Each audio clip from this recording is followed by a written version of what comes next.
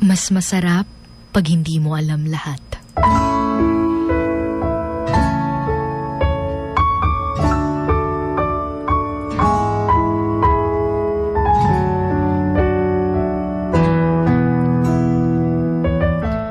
Sabi nga nila, what you don't know won't hurt you.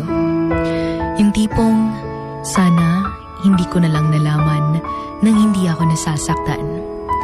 Sometimes, we just need to choose to be silent para hindi ka masaktan, para hindi ka ma-stress. Kasi minsan, pag mas inaalam mo, mas lalo ka lang nasasaktan.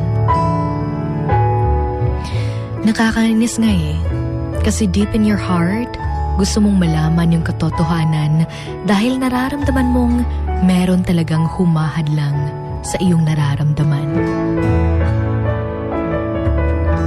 Pero, mas mabuting hindi mo na lang alamin dahil baka kapag nalaman mo, hindi mo kakayanin.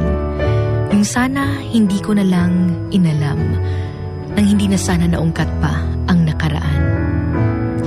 Kaya marami dyan yung mas pipiliin na lang daw nila yung wala silang alam kaysa sa may alam sila pero araw-araw naman silang nasasaktan.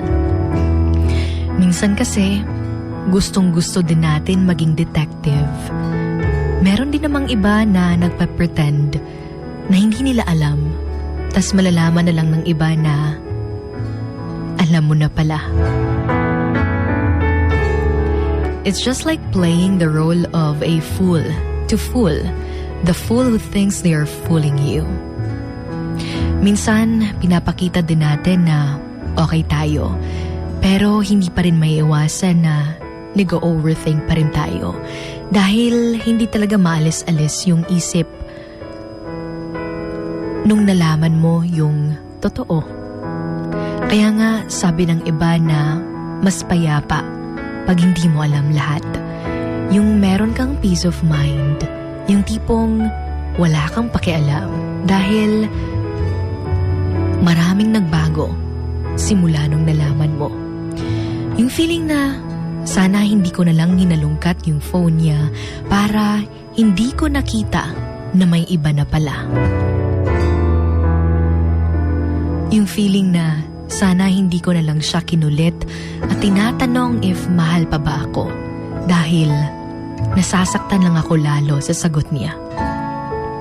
Yung tipong, the less I know, the better. Gawin mo para sa sarili mo. Naalala mo pa nung sinabi mong, bakit hindi niyo sinabi sa akin lahat? Pero ngayon, na-realize mo na okay na pala yung hindi mo talaga nalaman lahat dahil mas payapa pa. Sabi nga nila, the peace of not knowing everything, because sometimes it's better to be clueless about what's happening around you rather than knowing everything that silently kills you. Ignorance is bliss, ika nga. When the truth is too much